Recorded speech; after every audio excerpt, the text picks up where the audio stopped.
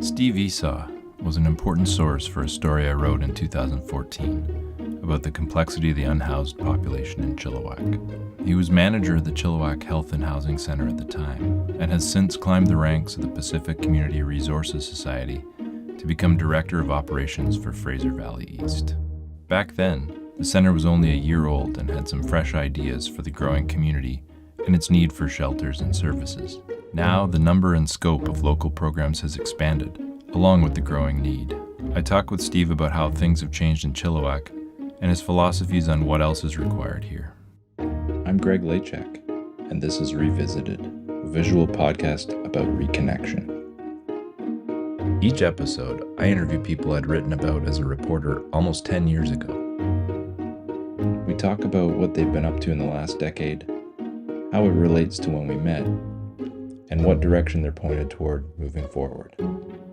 For a bit of fun along the way, we create a photography project together, capturing a snapshot of us now that will live into the future. Now, Steve Esau.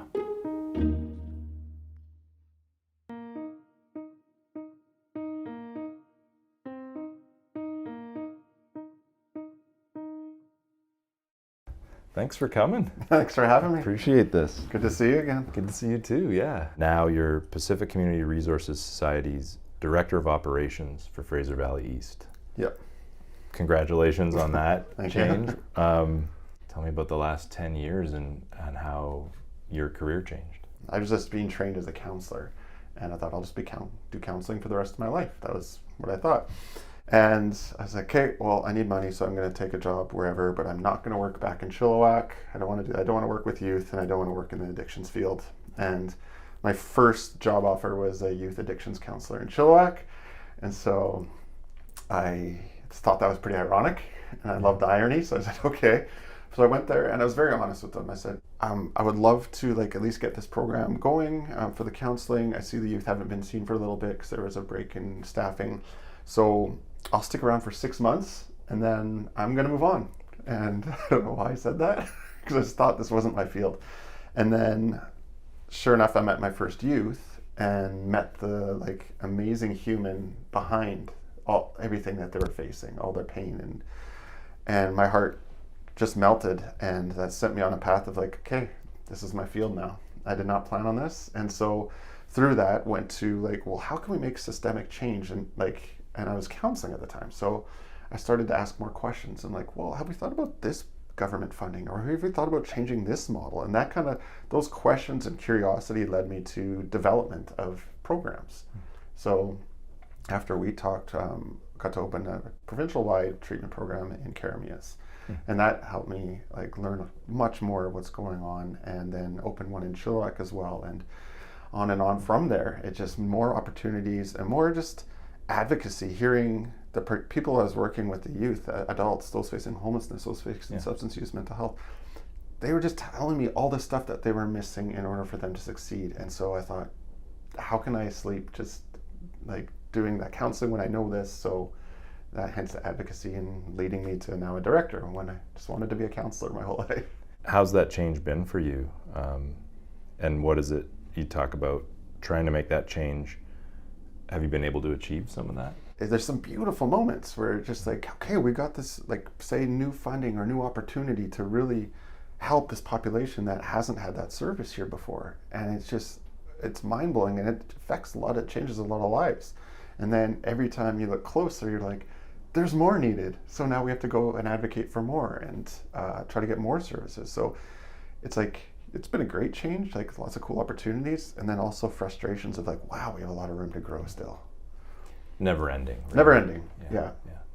The article itself, you were one of the sources in it. Talk about what sort of the homelessness landscape was like in Chilliwack at that time. So when we first met, the homelessness landscape was quite different than now. There's obviously a lot of similarities, but around that time, I can't remember the year when we met, but around 2014 we did a point in time count, which is happens in all the cities around here, where we do a 24-hour snapshot of a window where we and a whole bunch of outreach in the community go touch base with those facing homelessness, and say, what are your needs, what's contributing to this, and like just get some inventory, but also get a total count of what the need is in each city. And I think when we met, it was 73 around there, and then 2017 it went up to 221, 2020 I think 300 and some, and then this last year 2023 it was 392 that we counted, and that's just the ones we were able to find, let alone those that are remain hidden at this point. So the landscape has dramatically changed. What's the cause of that? Well, if there was one answer, there'd be one solution, wouldn't there be? Yeah. But everything's compounds for many different reasons. Say you can look at housing increases, so that would increase like the chance of interest rates, so people can afford to live in their home if they're paycheck to paycheck. Job loss. There's a massive increase in pathology and diversity of pathology. And what I mean by that is like working with youth, which we have the good fortune of doing at PCRS, Pacific Community Resources Society, through multiple programs. It's not just anxiety coming through the door. It's not just mild like substance use coming through the door. The complexity, it has advanced to personality disorders at such a young age, or oppositional defiant disorder, like all these things combined with substance use, and then combined with like broken relationships. And the broken relationships quite often lead to couch surfing, quite often lead to having to, like sleeping on the streets for a while, where you find your own next community to live with. And so that some people would prefer to live in their encampments or whatever, because that's their community, that's their familiarity, and that's their safe space. Now, some people say that, oh, if you gave them a house, then it would change. And we try that, and sometimes it does, but every single situation is so unique. Like, how about we treat everything at once? What's their main crisis right now? Is it that they're in trouble with the law? Well, then, is housing the main thing right then? Let's work on the law. Let's work on the mental health at the same time, substance use. And do it more organically instead of like, this should fix it, right? And starting first with relationship. Right. If you do not have relationship, then what are we doing? It doesn't work. Right. Yeah. No, that's interesting. At the time of that story, were you running 4 programs, or PCRS was running 4 programs? In the Fraser East, which is where I work out of, we had 4 programs, but there was multiple in like Eldergrove, Langley, Surrey, Vancouver. But the ones that I was overseeing, there was 4 different ones. And then now you're up to 13 in this area. Yeah, so we expanded from 4 to 13 since the last talk to you, which is, like I mentioned before, it's exciting and far more diverse in our approaches. Like we have amazing programs like Indigenous outreach and wellness and peer coordinators. So working with those that face substance use and mental health and hearing from them, bringing them back to like ceremony, bringing them back to their spirituality and health. And of course, do it with a relational connection. Yeah. And with that, of course, lots more housing programs, lots more addictions programs or substance use, and it's diversified Chilliwack quite a bit for programming. What kind of feedback do you get back? Are you getting from people with lived experience? Are you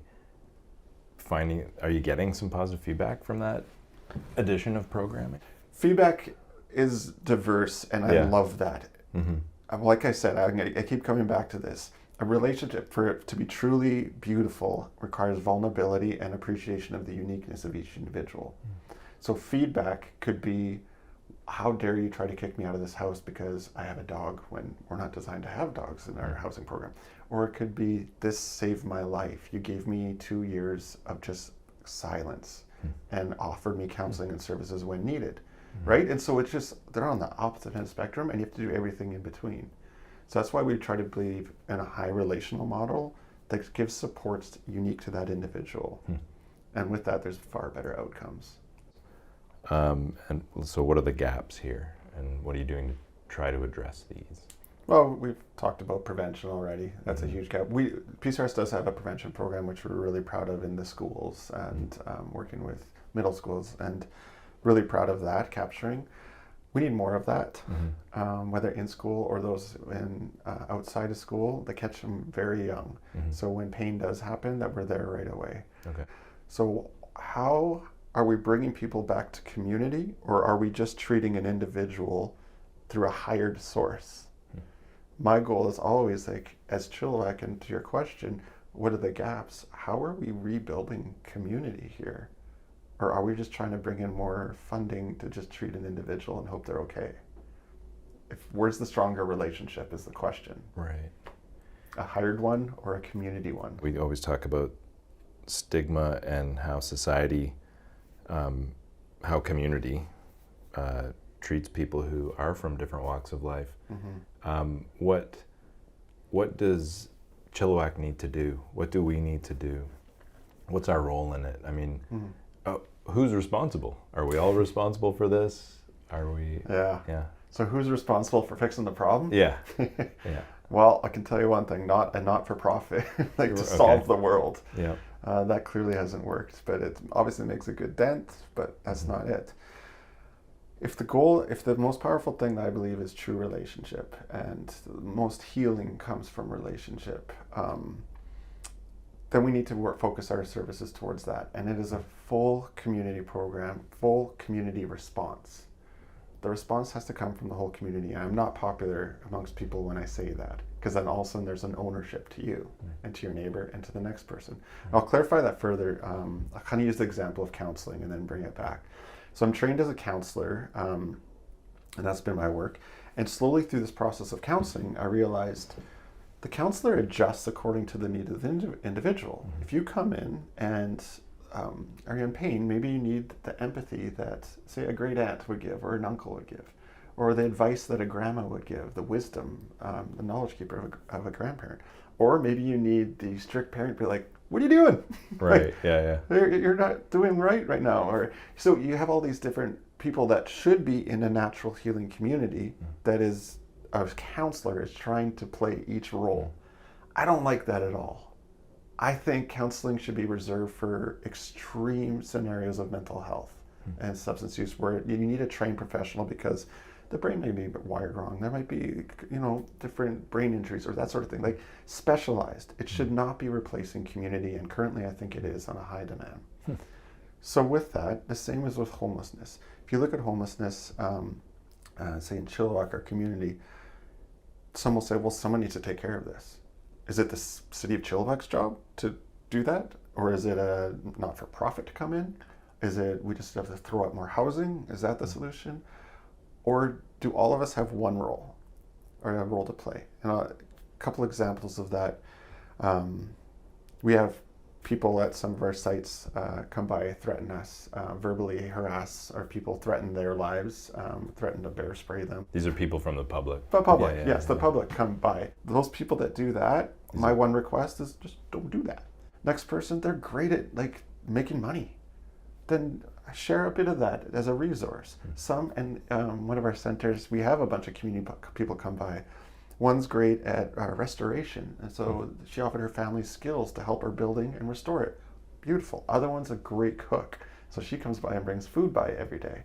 Then the next person's a great listener. And so each person in our community could have a little bit of response. To developers, and they're my friends, a lot of them, I say, how about do some low-income housing in some of that? Like, why not do affordable rent when you're on your next apartment? It's like something like that, just to adjust the dials a tiny bit, with each person doing the thing that they're skilled at. Right. And then as a community, where we build around, see that it's our solution, not yours or the next person's solution, it's our solution. Oh man, that compounding relationship's beautiful. Then we feel good and we want to do more. Exactly, and it's contagious. That's a great It's point. not one person, everyone plays a role in this. What successes would you highlight from the past decade? Well, just because it's low-hanging fruit of what we're doing right now, but the Wellness Center has been a big success as a pilot project over this last year. How that came to be is some of my staff, during a cold month a year and a half ago, didn't let me in the building when I was coming in for work. They literally stood there like this. I was like, what's going on, guys? And they're like, well, do you feel how cold that is? I'm like, yeah, it's freezing. They're like, imagine you didn't have an office or a home to go to or anywhere to go during the day. What happens? I was like, well, I'd freeze to death. And she's like, what do you think we're facing as outreach workers right now? We're watching people in an affluent country freezing to death because they have nowhere to go during the day. So those facing homelessness needed somewhere. And so they did not let this go. They bug me every day. They still do actually, but they came into office like, when are you doing this? When are you doing a day center for those facing homelessness? So we brought the topic to the city, and of course it's not a new topic to them, but just said we're willing to try this.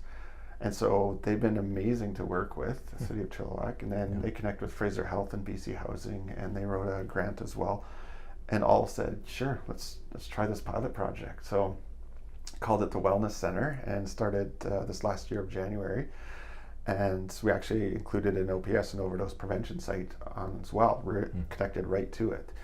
And we just wanted a safe place for people to go. That was our goal. So somewhere they could get out of inclement weather. If it's raining too hard, snow, freezing, too hot even, do they have somewhere to just come? And there's no agenda, just come on in, we'll welcome you. And so we opened, and inside what we have is basic food, like a breakfast, lunch, and snacks and coffee. We have counseling availability. We have medical on site, so we can do wound care. We can do all that sort of thing. And then the part that surprised me most was, we put up a cage so we can lock up all their possessions, so they don't have to worry about anything being stolen. Right. And then just outside of the cage is couches everywhere. And so then they sleep. So many were just so tired because they had nowhere to sleep at night, because 90% of the people that access the wellness center were unsheltered. And so they're sleeping on the streets or in the parks, and we're terrified of losing their stuff, being beaten up, stolen, all that stuff. So when we lock up their possessions, say you're safe now in a warm building, it's lights out. They're just sleeping. So really, it's a day center for sleep quite often. That's amazing. But when we wake up, like, we're there. Like, do you want your coffee now? Do you want some food? Do you want to do your laundry? Like, we can do all that stuff there. And we were getting upwards of 150 unique people every day coming in there. And then those facing substance use, and providing a safe place at our overdose prevention site to use, we like, come into the wellness center after or before and just chat with us. And so the success is the model, but the biggest part of that success is the people we hired. They are so beautiful. It's a perfect example, there you go, of the opposite of us and them. Okay. It's we. Tell me more about that. So it's we're together in this. We are, your problems are our problems will make sure we don't get it over to you, but it's just a symbiotic relationship where I watch and someone will come in beaten up or just screaming their brains off, and staff come up and walk like, what's going on today? We haven't seen you in 3 days. We missed you. Can we get a coffee? And when you're ready to chat, let's just sit and chat and cry together.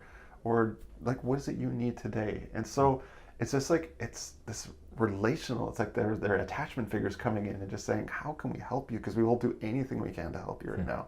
And so they feel it. And then that becomes family there. And so when there's needs, they come because they are all family. A lot of them have known some of our people facing homelessness since they were kids and changed their diapers, and now they're helping them as adults too. And that relational connection's still there, so the trust is there. So the openness to be like, maybe I would like to do some substance use counseling, or maybe I would like to look at housing, maybe I would like to discuss my trauma. It's finally safe to do so because there's a relationship. So that's why it succeeded. It's the people there and the relationship. That's amazing. It's been fascinating. We've had interviews with multiple cities across BC of being like, we want this in our community. We need this in our community. And so we hope that this model can just spread provincially, and there's always somewhere warm and safe to go for each individual in each community. Yeah, and with opening it, we've learned a lot more too. We want even more space for other resources to come in. So it's not just our staff. We have outreach nurses, supports, counselors, Indigenous counselors, like youth counselors, all coming in to the site saying, how can we help here? And it's just, so that's closer to the community I'm talking about, where it gets a little smaller and we're all on a similar goal of let's work on this together.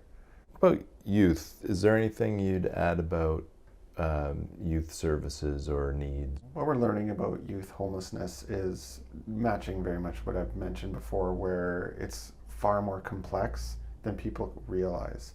Like, when we look at our data, and like when we do substance use counseling, for example, with a youth, we do a history of their substance use. When did you start? What are you currently using? How much? All those sorts of things. It's one aspect of an assessment.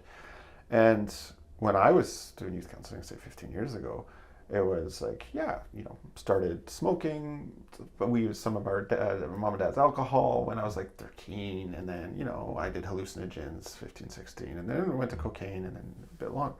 Now, fast forward to present day, we're seeing, no, I started vaping when I was 8. I had my first drink from my parents that they gave me when I was like 8 or 9. And it's going, and the riskiness of like, okay, and I'm using prescription drugs at an early age. And it started so much earlier.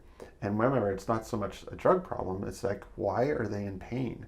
Where's there a relational disconnect in the family, in school, on the street, those sorts of things. And that pain just keeps sending youth out to go find connection. And where do they find connection? Maybe within a gang. Because then it's like-minded people, there's reinforcement. Yeah. I'm not advocating for that, right. But it just shows the desperate connection needs of these youth. Yeah. And so I do still believe that one healthy interaction can change someone's life for the rest of their life. Like one positive relationship, whether it is from a counselor, whether it is from a social worker or a counselor, or a police or whatever, that could change their lives. So never minimize the power of one conversation with empathy or compassion with these youth. Because what we're seeing is the pain is getting worse, and them trying to solve the pain through whatever resource they have, that's getting worse. One of our programs is Traverse. It's a 20-bed-based program for those facing substance use and mental health. And I always tell the staff, like, every day you're going to have an opportunity for one conversation with that youth that could change their day. Are you going with relationship first? Are you going rules first? What's your approach, right? Yeah. Is it an us and them secretly? Do we not know that? So where's that relationship? And that changes trajectory. So it's getting dismal, but there's also a lot of opportunity and hope. That's great. Yeah. What's a typical day like for you? I like going to every single site, getting a read on all of it, talking to as many staff and participants as I can, seeing where the biggest need is, and then spending time there. And then, of course, after that, you got to catch up with, all the grant writing and report writing and that sort of stuff. There's a part there. But if I preach relationship first, then I have to live it out. And so that's how my day starts. Start with the relationship. I know I can be driving and see someone in need and just go up to them knowing this isn't my first interaction with them. I'm a safe face, and it's not us and them, it's us. Let's figure this out as we. That's great. Yeah. Community, Right. relationship. Yes, that is the Love theme. it. Well, we'll check back in when we are working on that photo project. Done deal. Looking forward to it. Yeah, of course. All right. Thanks, Steve.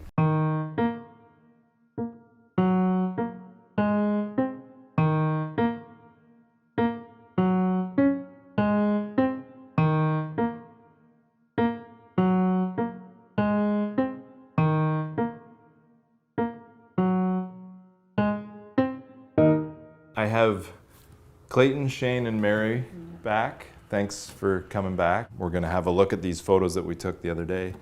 What I did was I went back, developed the film, and I'd overlaid film on top of film. So when I'll pass these out now.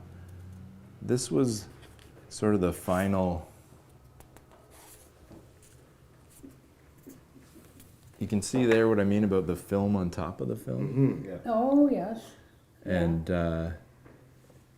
so that's 35 millimeter okay. on top of the bigger one. First, I'd just love to hear your thoughts on these pictures and what they make you think of, like the way that these are very different portraits. It is an intense. I thought I looked more relaxed than that. Like you look more relaxed or sad. It gives more of your personality. This doesn't really fit my personality with how I think of myself. What guided your decision to include portions, like you can see all of their face, but with mine it's whited out instead of that? What guided that choice? That wasn't a choice. That just happened. I was Just talking came to, out. I don't know what happened to this film before. That's where it made me think it was like a tape over my mouth or something like that. And I looked at the other ones, I'm like, everyone else has got like the kind eyes, and then the rest of their faces on there, and I'm like, just looking through the slit with these horror-filled eyes. It looks like, oh my God. Well, that's the fun of it all, but you never know what you're going to get. Yeah. Right? I'd call 9 on that one. Yeah. Yes. That Yeah, it is, says a turned lot, out, that picture too. Yes. I like the That headband one, on you yeah. and that, like. that turned out, thank you. has a lot of personality in it too. Yeah. And the black and Yes. white also gives a Yours lot more too. texture. What do you think about like the way this could represent someone Restrained, something he's about to say. Like there's a lot of tension. It looks like someone holding back who's being kept from speaking or who's restraining themselves from expressing something. My eyes, I usually don't notice them that wide when I look in the mirror, like that far open. I think of my eyes as like closer to what, you know, how the relaxed look where yours, you can't see He's all searching. of the colored part. I find him searching. And you can see all the whole colored part of my eye is exposed. When do I get my next Tim Hortons? Oh my God. I medicate myself in order to prevent anger from arising, right? I was abused a lot in my youth, and one thing that did was it made me hypersensitive to being attacked and pretty good at attacking back. And so I learned to control my temper and my reactivity. I do have a lot of anger in me, but I've always either processed it or suppressed, one or the other, in order to protect others, right? And so I can see some of that in myself there, somebody that's, you know, holding back something, or, you know, someone with like a lot of tension and strain within them, maybe. Yeah, it's an interesting picture for a few reasons. Yeah. One of the things that I thought of when I decided to do it this way was how are unhoused people who have addiction, all of these different issues, how are they portrayed by society and by the media? And that's why this like presence of an obvious sort of film there. But Yeah. and then that's the reason I wanted to also take just nice portraits, Yeah. old-fashioned style Oh, here, yeah. Yeah. and Yeah. because that's who you are. This is the same photo? Yeah, that's the digital one afterwards. Okay. I'm gonna give you Yeah. each a set of these, Oh, wow. and then you can kind of arrange them. You can Yeah. use any of these backgrounds, or That'd be a piece of art, actually, to be honest with you. If you really think about it.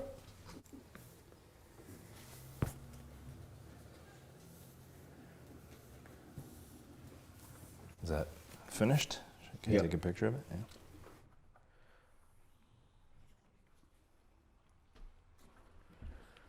Yeah, I wanted to make it look abstract. Oh, good for you, sweetheart. I incorporated everybody's photographs into it, partially, well, without thinking at first, but then as I noticed that my interpretation of my picture was a negative interpretation, I thought perhaps if I integrate other people into it, it will interrupt that and cause me to have to look at the totality of the artwork as positive, rather than if it's just a picture of me, I can say, oh, I don't like this picture of me, I don't like it in its totality. This way, I can say, oh, wow, like I like some of the other layers of it, and then in seeing that, I start to like the entire thing, including myself. It's a depiction of community too. Yes, Yeah. exactly. Having a negative day, you gotta surround yourself with some Where you're living, Yeah. right? Yeah. So a sense of all of it all together. That's awesome. Well done, that's really smart. Yeah. Good job. Yes, very good job. Thank you for the pictures. They turned out fantastic. You know, yeah, searching for myself. Yeah. This is where I'm coming to. Searching for yourself. Yes, yeah. And I put it together the way it is. Searching for yourself. Yeah. Different. So can you explain how that is? Is that different? Oh my Lord! No, you just made me. I've been going through 8 months now of being here, and I'm finding myself slowly but surely. But every chance I get, I try to incorporate my life into the people that I live with. My neighbors are very important to me. Yeah, and this is where I come PCRS. It's from being in Siebert and recovery and then coming to here. It's just it's a blessing for me, anyways. So now I'm finding myself. So this is a beautiful picture, and I'm going to do a collage. Yeah, and I got your faces in there. There you go. Thanks so much. Yeah, I Yes. appreciate you sharing that. That's great. Yeah. I can send this to my brother. Oh, great. Yeah. Thanks again. Thank you very much for again to joining today. And, for really everything. Appreciate your time. Yeah. That's it for this episode of Revisited. Thank you for joining, and please be sure to check out more.